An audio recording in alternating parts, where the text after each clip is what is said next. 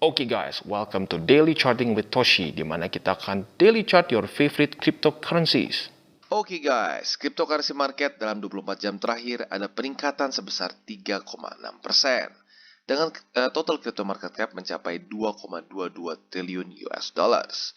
Dan kita bisa lihat Bitcoin sekarang berada lagi di atas 47.000, di mana kemarin dia trade di antara 45.000 sampai 46.000 K ya. Dan yang lebih penting lagi adalah weekly close pada besok ya, besok jam 7 pagi.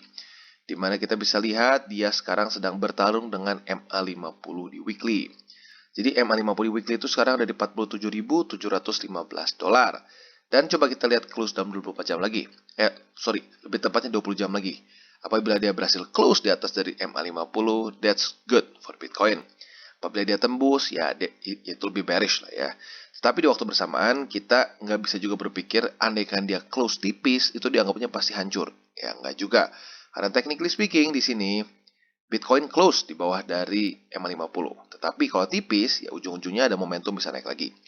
Kalau kita lihat di sini, dia close itu di angka 31.784 ya. Dan pada faktanya di situ MA50 ada di 31.875. Berarti technically dia close di bawah dari MA50, tetapi tipis.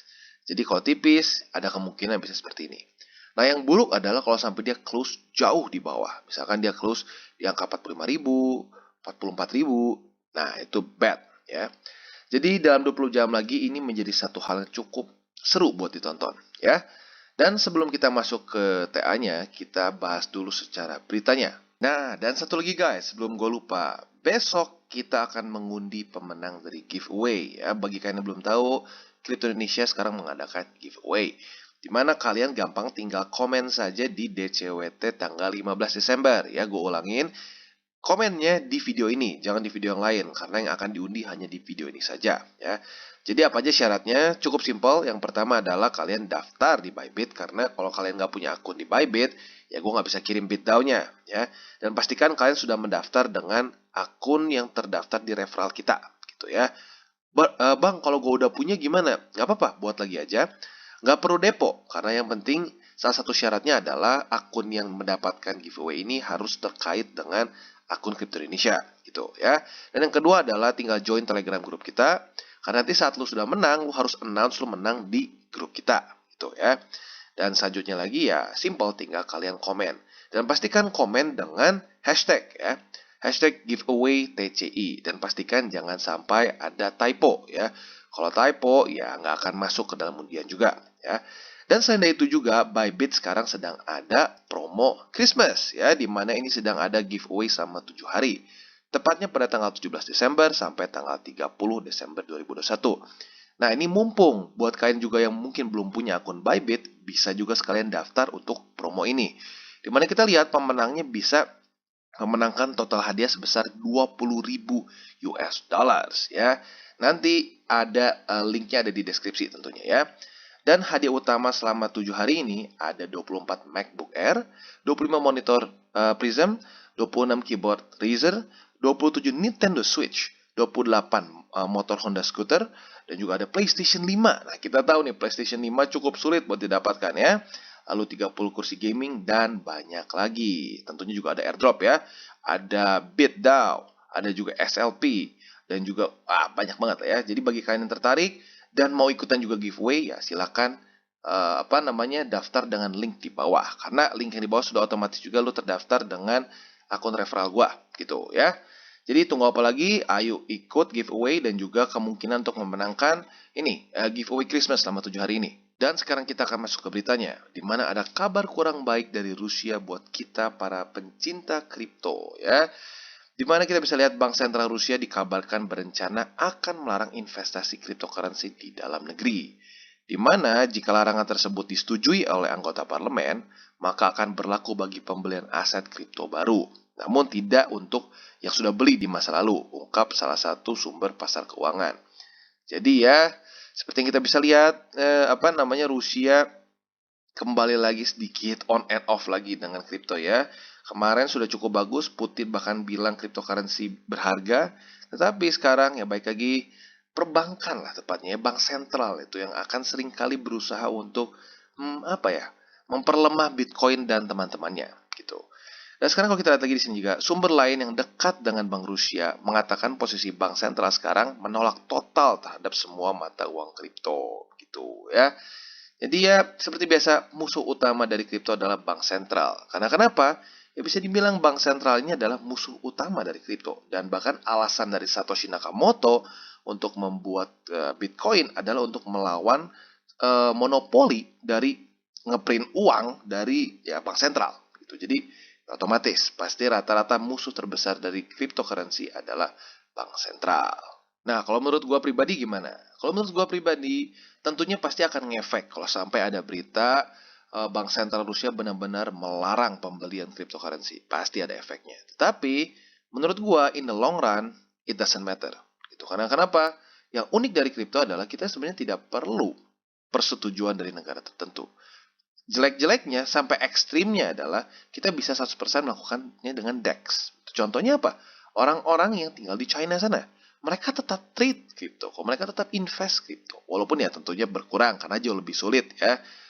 Dulu bisa enak tinggal ke Binance, ke Huobi. Sekarang mereka harus bermain di DEX. Begitu. Tapi apakah masih ada? Masih ada dan masih banyak menurut gua ya.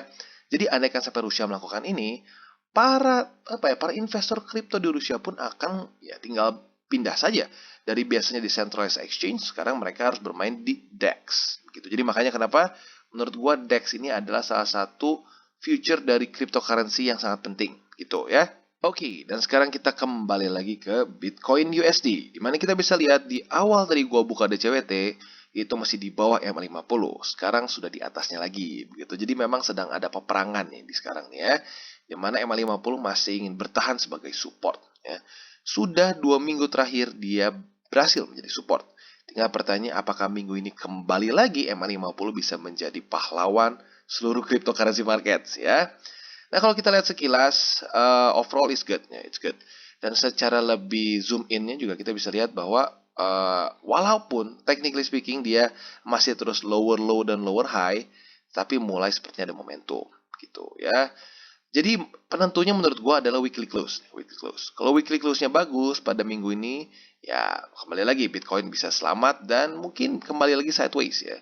Karena kalau kita mau ngomong secara momentum ke atas, untuk reversal sih dalam sehari ini kemungkinan besar ya kecil lah ya kalau dia bisa nembus bull support band. Gitu. Mungkin kita harus menunggu beberapa minggu ke depan lagi. Gitu. Jadi seperti yang gue sudah bilang, apabila kita stuck di antara bull support band dan MA50, seringkali terjadi masa-masa sideways. Seperti di sini ya, sideways yang lama dan akhir-akhirnya baru terpantul. Jadi mungkin saja dalam beberapa minggu ke depan, harga Bitcoin mungkin masih bisa seperti ini. Gitu ya. Jadi ya intinya adalah dalam market seperti ini kita harus bersabar. Karena kalau kita lihat secara overall, secara makronya, Bitcoin masih up ya, secara trend dia masih bullish. Tapi mungkin banyak sekali orang yang udah cenderung pesimis karena time frame mereka terlalu kecil gitu. Mereka terlalu kecil, suka mungkin bermain di 15 menit, di sejam gitu ya. Jadi kadang-kadang mereka melihat wah market sudah bearish. Ya benar mungkin kalau dari H1 bahkan sampai H4 pun terlihat sangat bearish. Tetapi kalau kita ngelihat di weekly bahkan monthly, daily juga, itu mungkin kita bisa melihat bahwa overall masih cenderung oke gitu ya. Makanya salah satu saran dari gua adalah tetap harus perhatikan secara makronya, time frame besar gitu ya. Nah, tapi guys kita tetap harus keep in mind bahwa secara lebih zoom in-nya masih bearish, ya. Bitcoin masih cukup bearish, di mana dia masih terus membuat lower low, lower high, lower low, lower high, dan terus sampai sekarang ya. Jadi salah satu PR dari Bitcoin secara lebih mikronya adalah dia harus membentuk satu pola yang menembus dari lower high di sini ya. Berarti harus tembus daerah 49. Amannya kalau bisa close daily itu di 50 ribuan ya. Bisa close dari 50 ribuan. Nah, polanya bisa berubah nih. Polanya bisa mulai berubah menjadi higher high, higher low. Nah, sebenarnya ini kita cari ya. Apabila polanya sudah mulai terbentuk kebalikannya gitu ya, sebelumnya lower low, lower high dan Bitcoin bisa berubah menjadi higher high, higher low, itu adalah salah satu ciri-ciri yang kuat untuk satu aset bisa reversal gitu ya. Jadi kalau gua pribadi untuk sekarang masih lebih nunggu ke ini ya konfirmasi karena seperti yang gue bilang dari sebelum-sebelumnya masih cukup bearish secara mikronya ya. Jadi kurang lebih seperti itu untuk Bitcoin dan kita akan lanjut ke alts. Oke, dan selanjutnya Luna. Di mana yang lain sedang berdarah-darah, Luna malah mengejar all time high. Ya, gila banget ya. Kenapa bisa seperti ini? Ya, well, bisa dibilang Luna ini cukup unik karena secara fundamentalnya ya, di mana kita tahu dia ada demand yang luar biasa besar dari Terra USD mereka ya. Buat kalian yang belum tahu cara kerjanya Terra USD dengan Luna, bisa nonton video gua mengenai Luna spesifiknya, di mana gua membahas insentif terbesar dari Luna gitu ya. Nanti gue mungkin akan taruh linknya di bawah ya. Dan selanjutnya kita bisa lihat bahwa tipis ya, dikit lagi nih ke new all time high. Jadi buat kalian yang sudah akumulasi di daerah sini ya happy pasti. Walaupun yang MA50 pasti sedikit enak ya karena nggak dapat di sini. Sama, gue juga nggak dapat ya. Tapi nggak apa-apa, gue sudah ada tambahan muatan di daerah sini. Tuh. Dan overall bisa dibilang quite nice, quite nice. Dan apa namanya secara weekly-nya kembali lagi sih overbought lagi ya, overbought lagi. Jadi buat kalian mungkin yang ketinggalan kemarin apa take profits di sini ya bisa TP di sini ya dalam 20 jam lagi. Kalau dia masih di atas ya, kalau dia udah turun ya jangan di TP ya. Jadi kurang lebih seperti itu dan buat kalian yang belum nonton juga gimana cara TP-nya, mungkin gua akan taruh juga linknya di bawah ya. Jadi intinya adalah kita bisa lihat Luna ini salah satu altcoins yang cukup anomali dibandingkan dengan yang lain-lainnya. Di mana yang lain sedang bleach, Luna malah kita lihat sendiri yang mencari new all time high. Luar biasa. Oke, dan selanjutnya Solana, di mana kita bisa lihat Solana bagus ya kemarin menemukan support di sini nih. Berarti technically speaking, dia sudah menemukan higher high ya. Apakah polanya sudah mulai berubah ya? Nah, kita harus tunggu nih. Kalau dia bisa tembus MA20 dan close di atas MA20, itu menunjukkan bahwa Solana mungkin sudah berubah tren ya. Dari bearish dia mulai menjadi bullish gitu. Ya, jadi ini salah satu cara yang cukup mudah untuk kita bisa tahu apakah dia ada reversal atau enggak. Yaitu mengubah pola lower low lower high, dia berubah menjadi higher high higher low gitu. Jadi PR utama dari Solana adalah menembus MA20 dan juga dan bukan cuma nembus aja ya, tapi close daily di atas MA50. MA20 yang warna hijau ini ya. Baru setelah dari situ pelan-pelan kita menemukan cari lagi struktur dan kita tunggu pantulan gitu. Jadi kurang lebih untuk Solana seperti itu, overall quite nice. Di weekly-nya juga dia sudah terpantul basically dengan MA20 dan bagi kalian yang sudah ngikutin DCWT beberapa minggu lalu ya, harusnya happy nih karena dari posisi sini sudah lumayan profitnya ya. Sudah profit berapa persen nih? Ya lumayan lah 15 persenan. Jadi kurang lebih seperti itu untuk Solana dan bagi kalian yang mungkin ketinggalan ya susah ya kalau weekly udah lumayan jauh. Tapi ya nggak apa-apa lah. Intinya buat kalian yang mungkin ketinggalan nggak apa-apa tunggu dulu konfirmasi. Sudah ada uptrend yang jelas baru masuk lagi. Oke, dan selanjutnya Cardano lagi-lagi terpantul di daerah $1.20 ya. Dimana gue sudah bilang beberapa DCWT sebelumnya, ini sepertinya menjadi support yang cukup baik untuk Cardano. Dimana dia sudah retest 1, 2, 3, 4, 5, 6. 6 kali dia retest dan menjadi support bagi dia ya. Tinggal satu pertanyaannya nih. Sudah ketemu major support. Tinggal pertanyaan apakah support ini akan kalah dipukul oleh MA20. Gitu. Karena seperti yang kita lihat, dari history sebelum-sebelumnya MA20 ini sangat kejam ke Cardano ya. Setiap nyentuh dikit langsung ditampar turunnya nggak kira-kira gitu. Jadi bisa dibilang itu menjadi satu hal yang penting nih dalam beberapa hari ke depan apakah MA20 bisa ditembus oleh Cardano. Apabila Cardano mulai bisa trade atau lebih tepatnya close di atas MA20 itu ya sangat bagus untuk Cardano. Karena artinya apa? Sudah bisa mulai ada perubahan tren. Karena kalau sekarang kita lihat dia technically masih terus membuat lower high. Tetapi berita bagusnya tidak membuat lower low begitu. Jadi ya masih ini sih bisa dibilang masih wait and see, masih wait and see. Karena kalau gue pribadi sih lebih bijak kalau kita tunggu sampai terjadi konfirmasi yang lebih kuat. Karena seperti yang kita lihat market sedang dalam masa-masa yang tidak terlalu stabil gitu. Apabila Bitcoin memutuskan untuk jatuh lagi ya mungkin ya kemungkinan besar gitu Cardano bisa menembus $1.20.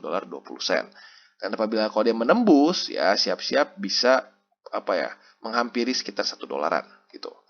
Jadi kurang lebih seperti itu untuk Cardano, quite simple. PR dia adalah bertahan, jangan sampai dipukulin oleh MA20 dan lebih bagus lagi kalau dia bisa close di atas dari MA20 ya. Jadi kurang lebih seperti itu untuk Cardano dan overall masih sama ya, bersabarlah. Oke, dan selanjutnya Matic. Kita bisa lihat bahwa Matic dengan sangat jelas kemarin terpantul di MA20 di daily ya. Ini salah satu lagi aset yang cukup anomali, sama seperti Luna.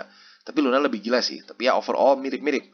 Di mana mereka malah menemukan momentum saat yang lain sedang melempem gitu ya. Dan bagi kalian yang sudah akumulasi Matic, ya congratulations ya, karena gue sudah mulai bahas tuh dari sejak kapan nih? Kayak sudah lumayan lama nih. Kayaknya waktu zaman-zaman di sini, waktu lagi ngedrop di sini. Jadi ya baik lagi kadang-kadang gini, waktu lagi ngedrop di sini orang malas beli. Karena kenapa? Ya aduh lagi minus ngapain beli lagi gitu kan. Tapi pada faktanya berbalik dengan insting kita membeli satu aset yang sedang ngepam. Justru kadang-kadang yang terbaik adalah kita membeli aset-aset yang fundamentalnya bagus tentu ya, bukan yang asalan saat waktu dia koreksi, koreksi parah bahkan gitu ya. Jadi kurang lebih untuk Matic seperti itu. Kalau kalian mau pasang buy limit lagi di MA20 boleh saja sebenarnya. Karena masih ada aja kemungkinan dia bisa dites ya. Sama kayak kemarin nih, bagi kalian yang mungkin sudah pasang di MA20 pasti lagi senyum-senyum juga. Karena sedang profit berapa persen? Lumayan, 7%-an gitu. Ya, jadi kurang lebih seperti itu untuk Matic. Dan overall ini cukup bagus ya. Oke, dan selanjutnya AVAX. AVAX pun masuk ke salah satu aset yang cenderung anomali ya. Nah, mungkin beberapa dari kalian bertanya, loh, Bang, kok kayaknya anomali semua? Ya enggak juga. Kalau mau lihat pada faktanya di sini ya, kayak FTM, lalu BNB, Chainlink, itu semua masih underperforming ya, semuanya masih di bawah. Jadi, technically speaking ya, ini Matic, AVAX, Luna ini adalah anomali markets gitu ya. Nah, dimana kalau kita lihat AVAX ini kemarin sebenarnya gue sudah bahas di DCWT kemarin ya.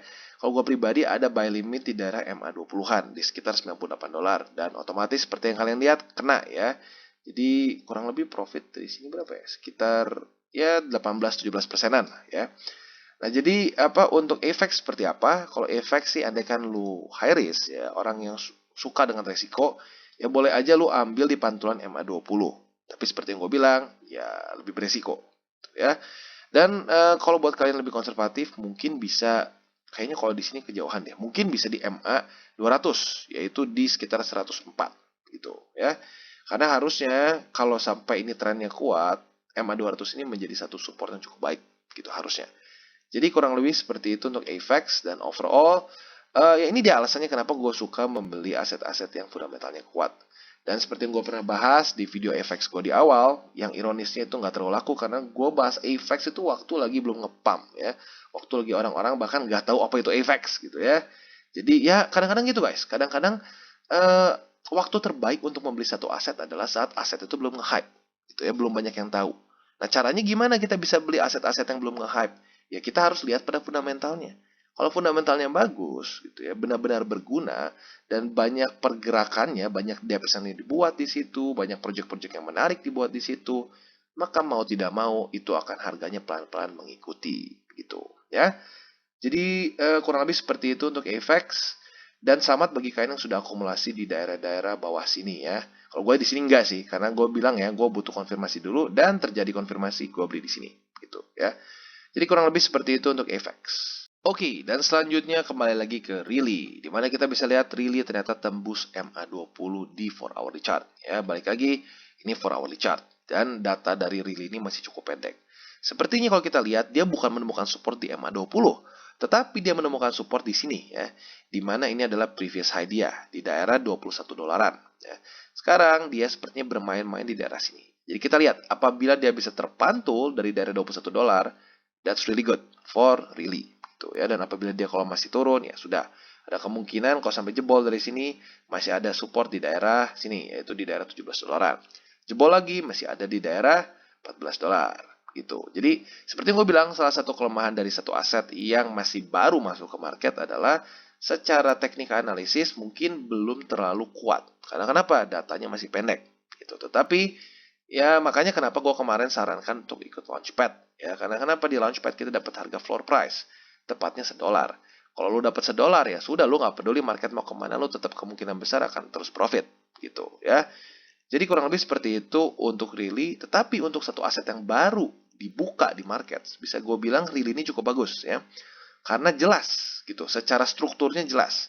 Mungkin secara moving average-nya masih belum terlalu kuat, tapi secara strukturnya dia bagus ya, dimana dia dengan jelas sekali menemukan support di sini ya. Jadi kurang lebih seperti itu untuk Really. Bagi kalian yang ingin average harga kalian mungkin boleh saja pasang di daerah $21 gitu. Apabila tembus bisa di daerah $17. Kalau tembus lagi masih bisa di daerah 14,35 ya. Jadi kurang lebih seperti itu untuk Really. Dan buat kalian yang belum tahu kenapa gue cukup excited dengan Really secara fundamentalnya, bisa cek video Really gue di YouTube channel gue ya. Oke guys, sekian dari segmen Daily Charting with Toshi. Apabila segmen ini bermanfaat, boleh share dengan teman-teman dan jangan lupa untuk like, subscribe, klik the bell icon, dan see you on the next videos.